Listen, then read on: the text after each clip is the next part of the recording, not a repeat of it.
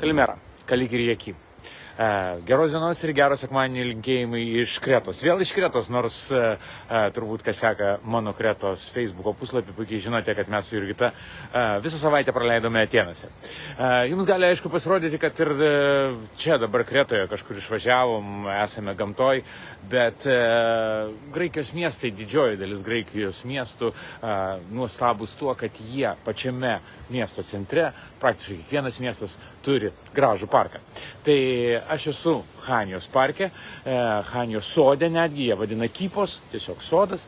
Ir jisai iš tikrųjų fantastiškas, kaip ir Atėnų sodas, po kurį mes vaikščiom visiškai neseniai, visą savaitę praktiškai, nes mes gyvename, buvom apsistoję šalia to sodo. Štai, prašom, ten yra miesto pastatai, čia žmonės su šuniukais vaikštinėja, o čia yra gamtos oazė. Tai tokių oazių pilna ir iš tos gamtos oazės aš pasivaikščiosiu šiek tiek po tą miesto, Chanijos miesto dalį, kurią noriu parodyti ir kurią noriu parodyti jums ir patys Chanijos miesto žmonės, nes Chanijos centras plečiasi. Taip, Chanijos centras plečiasi ir jisai didėja ir netrukus mes iki to naujo centro nueisime. Ką veikiam Atėnuose, aišku, mes jeigu keliaujame kažkur tai arba keliaujame atostogauti arba su kažkokiu tikslu, kitaip nebūna. Tai Atėnai šiuo atveju buvo reikalas nuvažiuoti, susitikti su partneriais, kurie užsiema pervežimais, prekių pervežimais iš Graikijos į Lietuvą, nes mes gyvenam saloj. Va čia vat ir yra niuansas, kad iš Kretos, jeigu iškeliauja vaisiai, pavyzdžiui, arba alyvuogių aliejus, tai jie iškeliauja dažniausiai tik iki Atėnų. O nuo Atėnų jau kita daina. Ir puikiai, jei kas sekat mane, žinote, kad prieš naujosius metus stengiamės atsiųsti vaisių, bet mums sutrukdė Graikijos ūkininkų streikai. Ir labai norėtųsi, kad dabar tie streikai netrukdytų arba bent jau kažkiek tai kažkaip viskas kitaip pasisuktų. Dėl to buvo tikslas nuvažiuoti į Atėnus, susitikti gyvai su tais žmonėmis, kurie atlieka pervežimus ir pasikalbėti apie tai. Na ir gera naujiena. Ateinančią savaitę, tai yra kokių, tikiuosi pasiseks, 5 dienų bėgyje, iki kito savaitgalio iš Kretos turėtų atkeliauti šviežus vaisiai į Lietuvą. Taip, tie patys, apie kuriuos jūs prisimenat nuo praeitų metų. Tai vaisių turėtume turėti. Bus apelsinai, mandarinai, avokadai sutarta. Tikiuosi oras nepaves ir rytoj bus galima juos rinkti, bent jau taip žada ūkininkai, kad rytoj bus galima viską nurinkti, iš karto sukrauti ir iškeliauti link Lietuvos. Tai viskas tvarkoj, su vaisiais pajudam į priekį ir aš labai tikiuosi, kad jūs jų ragausite jau kitą savaitę. Aišku, dar didelis iššūkis Lietuvos minusas, nes -20 vaisiams tai yra visiškas šaldiklis, reikia tą suprasti. Ir tai yra iš tikrųjų iššūkis, bet vėlgi susitarta, kad jie keliaus stabilioj temperatūrai ir aš labai tikiuosi, kad nepaveiks tie lietuviški šalčiai tų vaisių, kuriuos mes siūsime į Lietuvą. Tai kad tiek po šitą žinutę, tiek sekite mano Kretos pranešimus, Kretos skonių pranešimus Facebook'e. Būtinai skelbsime apie tai, kaip atkeliauja tie vaisiai, kaip registruotis, nes kai kurie, žinau, kad ir norės registruotis iš anksto, netgi galbūt po šią žinutę įdienojus paskelbsiu nuorodą, kur galite registruotis, jei norite pasiimti patys pirmieji ir būti garantuoti, kad gausite vaisių iš Kretos, nes be abejo jų kiekis ribotas. Dar viena naujiena. Sutariau, kad vaisiai atkeliaus ne tik tai į Kauną ir Vilnių, nes Kaunas, Vilnius mūsų pagrindiniai miestai buvo pernai, bet ir į Klaipėdą. Tai čia yra naujiena klaipėdiečiams. Iškart pasakau, kad Vilnius, Kaunas, Klaipėda. 3 miestai gaus kitą savaitę vaisius. Tai va. Na, o aš jau, kaip supratote, esu mieste, beje, žiūrėkit, mieste yra tam tikrų butų, kurie yra labai siauromis laiptinėmis, į jos patenkama. Tai va, tai yra tokie liftai, kurie tais liftais tiek statybininkai, tiek apdailininkai, tiek perkraustytai naudojasi ir tiesiog viską kelia tiesiai į balkoną. Čia yra Chanijos ir Herakliono miesto kasdienybė. Visą tą naudotis ir visą tą susikraut ir užkelti į viršų. Tai va. Taip, kaip ir sakiau, pasivaikščiosime tuo naujuoju centru, dėl ko aš jį vadinu naujuoju centru. Esmė yra ta, kad Chanijos miestas suprato, kad yra užplūstas turistų vasaros metu ir reikia kažką daryti, išskirstyti žmonės, daugiau juos išsklaidyti ir jie investavo į restauraciją ir atnaujinimą to rajono, kuris yra aplink autobusų stotį. Jeigu kažkas keliavote į Chaniją, žinote, kur autobusų stotis ir jinai yra, jeigu einant nuo senojo venecijietiško uosto, jinai yra į viršų, tai žinokit, viskas, kas į viršų, aš žinau, kur yra senoji siena, bizantinė siena, venecijietiška siena, miesto siena, bet jos nesimato. Tiesiog ją reikia žinoti, kur jinai yra. Aš pasitengsiu šiandien ją parodyti. Tai vat viskas, kas yra už sienos į viršų, yra atnaujinama ir žmonės tenai galės pasivaikščioti, apsipirkti, tai yra padaromas naujas centras. Jis realiai jau padarytas, dėl to labai bus smagu pasivaikščioti, ypač šiandien, sekmadienį, pažiūrėkit, kaip tuščia. Sekmadienio rytas yra palaimingas metas Chanijos mieste, nes čia yra tuštumėlė tuštuma, net automobilių nėra. Mažai kas čia važinėja. Viskas uždaryta be abejo sekmadienį. Čia, supraskit, Graikijai neveikia net ir tokios maisto prekių parduotuvės, kaip mūsų Lietuvoje žinomi analogai Rimi ar tenai Iki, Maxima. Jie neveikia. Lidlas irgi, žinokit, uždarytas sekmadieniais. Tai kad sekmadienis yra šventa diena, bažnyčios ką tik skambino varpais ir čia absoliuti ramybė. Dar viena naujiena, kuri Chanijos mieste laukia šį ateinantį sezoną, tai yra senasis didysis miesto turgus. Štai, jūs jį matote priešai save, tas pastatas. Jis yra kryžiaus formos, žiūrint, jis yra kryžiaus formos, virš jo, kaip matote, yra kranas. Pastatas, kuris turėjo būti atidarytas lankymui ir prekybininkams jau pernai metų gegužę, kaip matote, be langų, be durų kol kas, bet jau ačiū Dievui su stogu. Matosi, kad yra stogas, nors aišku, stogas šiek tiek skylėtas. Tai turėkite omeny, kad yra metamos milžiniškos pastangos, kad šitas miesto turgus būtų atidarytas gegužę. Dar pernai buvo uždėtas senasis laikrodis, kuris veikia. Štai senasis laikrodis virš miesto turgaus ir tai buvo tikrai nušviestas spaudos kaip didysis žingsnis atnaujinant turgų, nes būtent šitas laikrodis buvo nuimtas pradėjus turgaus rekonstrukciją. Turgus egzistuoja čia daugiau kaip 100 metų. Kodėl jisai ilgai restauruojamas ir atstatomas? Priežastis paprasta. Per kiekvieną restauraciją restauratoriai ką daro? Jie pirmiausia įsikviečia archeologus. Mes gyvenam tokioje šalyje, kur be archeologo čia nepajudės. Ir būtent archeologai pradėjo kasti. Jie atkasė vieną sluoksnį, rado Bizantijos imperijos palikimą, antrą sluoksnį, rado Romos imperijos palikimą, trečią sluoksnį, rado Aleksandro Makedoniečio, būtent helenistinio laikotarpio palikimą. Nežinau, kaip giliai kasęs, be abejo, greičiausiai ir klasikinio periodo palikimas, o paskui einam toliau ir Mikėnų civilizacija ir Minų civilizacija. Tai vienu momentu visą tai sustabdė. Vienu momentu visą tai sustabdė ir pasakė, kad toliau nekas, nes šita pasaka bus be galo. Tai dėl to miestas nusprendė sustabdyti ir štai būtent šitas turgus, kurį ką tik praėjau, man jis liko už nugaros, bus atidarytas jau kitą sezoną, šį sezoną, vadinkime, šį sezoną gegužės mėnesį. Tikrai ne kitais metais, nedaug dievė, kad dar užtruks kitus metus. Na ir dabar, kaip ir sakiau, maža ekskursija po Chanijos naująjį centrą. Štai, jei kas vaikščiojo čionai, žinokit, štai čia prasideda senamiestis, ar ne? Jeigu eičiau tiesiai, kur kamera nukreipta, ten, kur dega raudonas šviesoforas, patekčiau į senamiestį. Realiai, žinokit, čia yra miesto siena. Jūs jo, aš sakau, nematot, mes žinom, kad čia yra miesto siena ir realiai čia buvo Retimno vartai. Senieji Retimno vartai buvo čionai, tu pro jos praeidavai, keliaudamas iš Retimno ir patekdavai į Chanijos senamiestį. Dabar jau viskas pasikeitė, jokių Retimno vartų, jokios matomos sienos, yra prekybinė gatvė.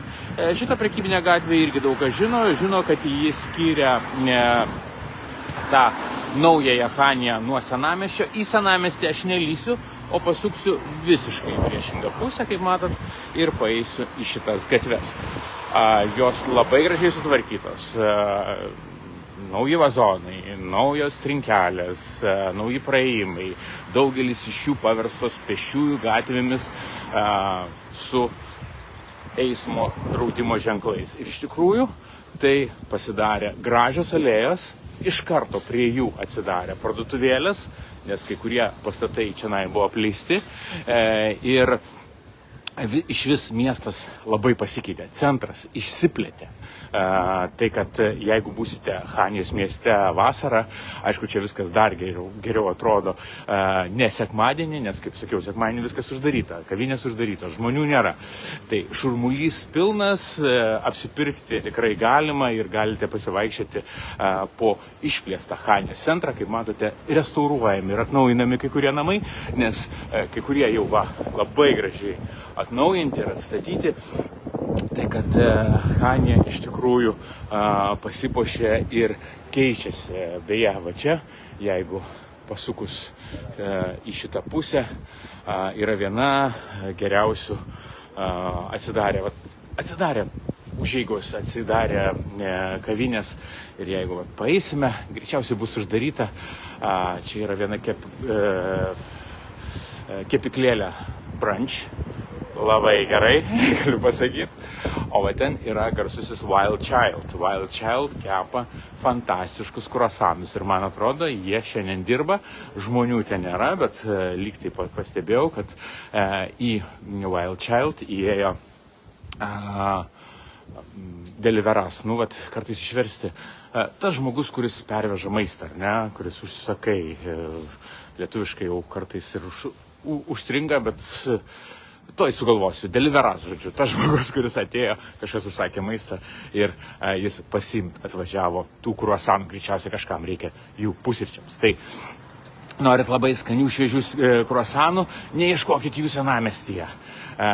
Yra senamiestyje, aišku, vietų, bet ieškokite va šitam naujajame centre, galėsite prisėsti čionai, matote, visiškai čia tuščia, uždaryta, bet kruasanai ir sekmadienį čia iškepti ir puikiausiai, štai, pažiūrėkite, gėris, pagunda didžioji, Elmera. Tai va, taip, viskas keičiasi Chanijoje ir Chanijos senamiestis didėja. Jeigu eičiau dar tolyn, ten į priekį yra Elis parduotuvėlė, viena moteris vardu Eli. Greičiausiai jos netoks vardas, greičiausiai pilnesnis vardas, bet mes ją vadinam Eli. Atidarė fantastišką šokoladinę, kurioje nenaudoja cukraus, naudoja visai kitus priedus saldinti tam šokoladui. Tai yra sketospirazmos, graikiškai sakant, tai yra visiškas gundimas, absoliutus gundimas, jeigu išvertus į lietuvių kalbą. Tai tokių vietelių būtent čionai, šitam centre atsidarė be galo daug ir aš nebejoju, kad jūs šitą centriuką atrasite. Na, užsikalbėjau apie viską, o šiaip šitas transliacijas juk darau tam, kad apžvelgčiau artėjančią savaitę, pažvelgčiau į tai, kokia jinai bus. Na, iš tikrųjų, ta artėjantį savaitę nebus kažkuo labai ypatinga, nebus kažkokių didelių švenčių ar vardadienių, kai buvo praeitą savaitę tų vardadienių netrūko. O, dar kažkas švenčia Kalėdas. Alio, kodėlgi ne? Galima dar ją švęsti. Čia kepa kebabus, irgi kebabinė, kuri atsidarė. Čionai beje visiškai neseniai atsidarė, ragavom, tikrai gerai, yra pastos vieta. Yra jinai štai čia, jeigu mėgstate šviežiai gamintą pastą, makaronus, tai va, pasta alamano, ne, il fresco. Irgi būtent naujojoje dalyje. Būtent ne senojoje, o naujojoje Chanijos dalyje, tam naujajame centriukėje. Ok, taigi, kokia ta artėjanti savaitė čia Kretoje ir ką reikia žinoti, jeigu jūs staiga atvyksite į Kretą sausio mėnesį. Taip, pirštinių reikės, nepaisant to, kad šita ranka pas mane be pirštinės, patikėkit, ta, kuri laiko telefoną, yra su pirštinė. Tai, kad gera, normali žiema, gal kažkas, kas atvažiavo čia trumpam, galvoja, kad atvyks į vasarą, bet ne. Kretoje vasara yra vasara, žiema yra žiema, medžiai be lapų, dangus, kaip matėte, apsiniaukęs ir greičiausiai artimiausiu metu gausime lietaus. Vakar, kai grįžome iš Atėnų, lyjo kaip iš kibiro, viskas kaip ir turi būti.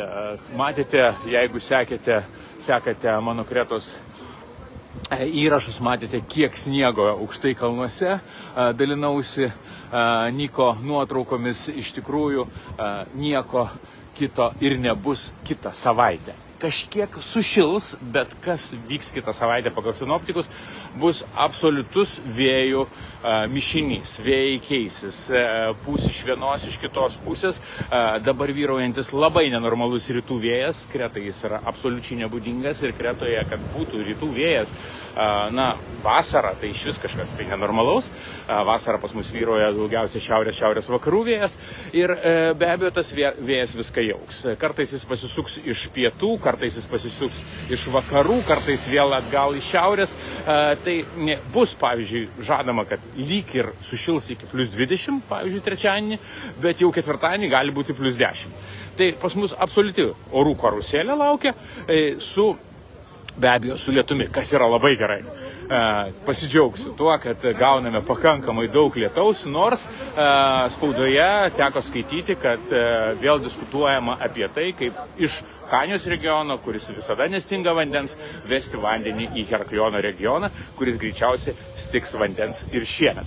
Tai šitas projektas, aišku, nėra 1 metų, bet matoma, kad greičiausiai jo reikės, nes Apuselėmi užtvanka, kuri yra Herakliono pusėje, kurią jūs tikrai matote, jeigu važiuosite, matysite arba matėte, jei važiuojate į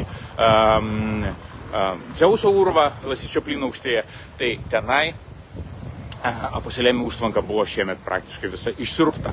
Tai šiemet bus, kaip šiemet, praėjusiais metais, praėjusią sezoną. Dabar jinai vėl pasipildys, nes to lietaus netrūksta ir labai tikiuosi, kad jo netrūks, vandens netrūks visą vasarą, bet pamatysim, iš tikrųjų su vandeniu mes esam saloj.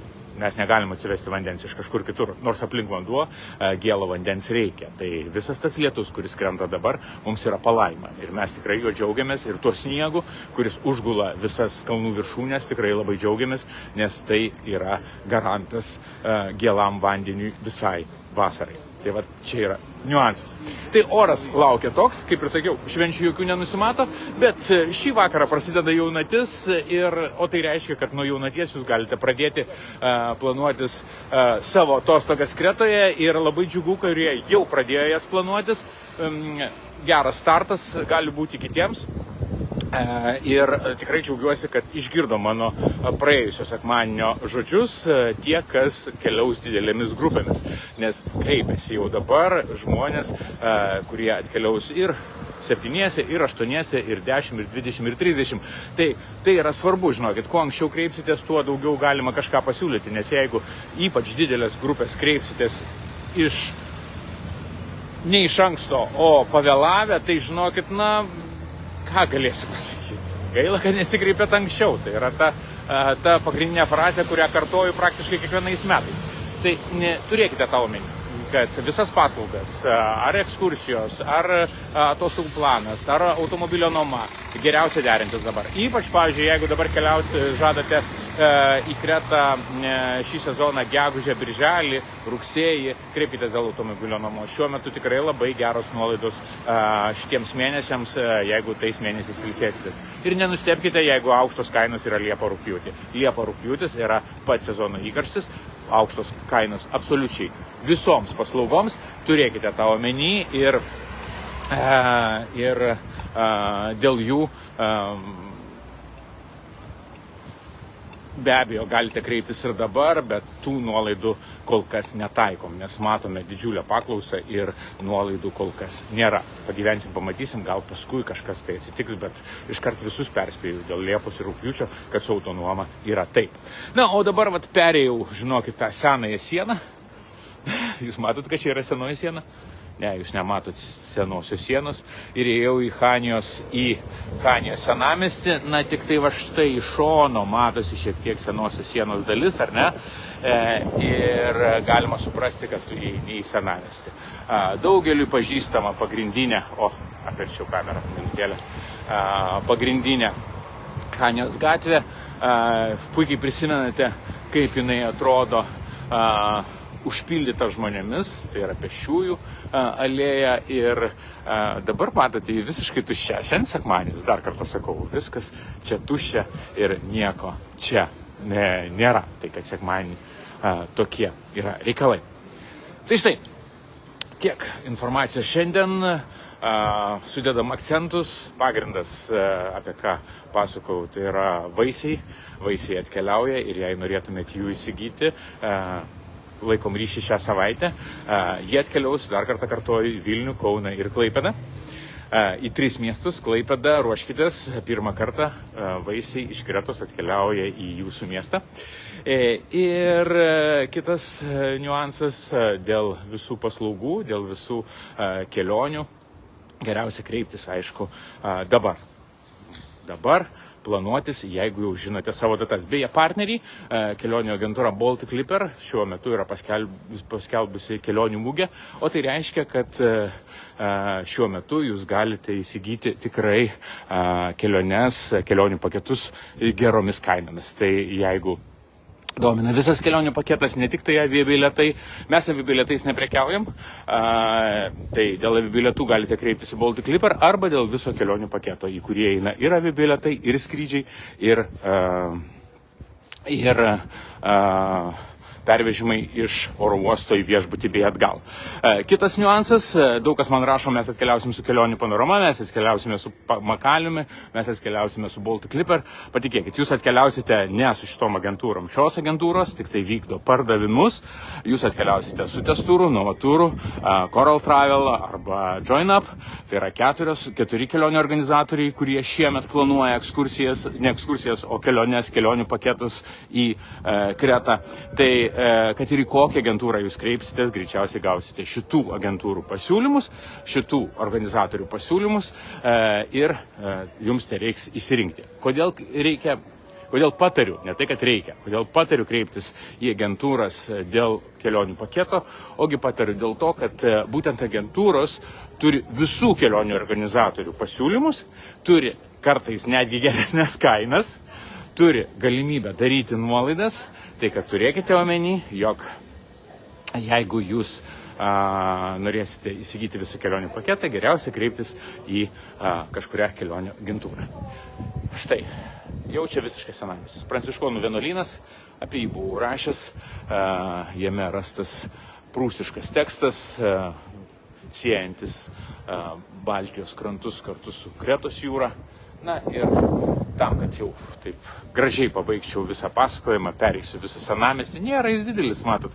Visai neseniai pradėjau, kol viską išpasakau, štai ir ateisiu prie venecijietiško uosto, prie garsaus Intrivanį, tai yra fontano, ir nuo fontano bus ir garsusis Chanijos uostas. Ten ir baigsiu savo pasakojimą. Ačiū, kad šiandien pasivaikščiot su manim. Po Chaniją šalta, galiu pasakyti, laikosi apie 10 laipsnių temperatūra ir tokią temperatūrą mes turėsime dabar pastaruoju metu visą savaitę. Sakau, vieną gal dieną šoktels iki +20, bet tai nėra tos Alkionės dienos, apie kurios vieną kartą buvau užsiminęs. Alkionės dienos, beje, tai yra unikalus meteorologinis reiškinys, kai dažniausiai sausio mėnesį arba vasario pradžioje nurimsta vėjai, nurimsta oras ir papučia toksai lengvas vakaris, viskas sustabdydamas ir temperatūra pakyla čia Kretoje iki +25 ir laikosi kažkur apie 5-6 dienas. Tai kol kas tokia bobų vasaras vadinkime, arba graikai tai vadina Alkionidės merės, Alkionės dienos, kol kas jų reiks palaukti, o gal šiemet jų visai nebus, nes jos nebūna kasdien. Na, o štai venecijietiškas uostas, po kurį eiti šiek tiek pavojinga, nes matot kaip šlapia, čia nelyja, čia kartais užeina bangelė ir viską nuplauna. Tai, kad, kaip ir sakiau, ateisiu iki jo ir čia baigsiu savo transliaciją šiandien. Ačiū, kad sekate, ačiū, kad domitės, laikom ryšį, geriausia elektroniniu paštu man, ne tas, elektroniniu paštu atostogos @manokreta.lt, kiek įpratęs senąjį elektroninį paštą sakyti, atostogos @manokreta.lt arba telefonu, tiesiog skambinkite telefonu, nežinokit, daug ką galima aptarti telefonu ir jau daug kas tą suprato ir mes bendraujame su kai kuriais keliautojais, tai kad skambinkite telefonu, o mano telefonai yra nurodyti manokreta.lt svetainėje, kairiajame viršutinėme kampe. Užeikite tenai ir galite paskambinti, nors čia bendrauju ir sekmadieniais. Tiek informacijos, ačiū, kad buvote su manim, sėkmės, iki.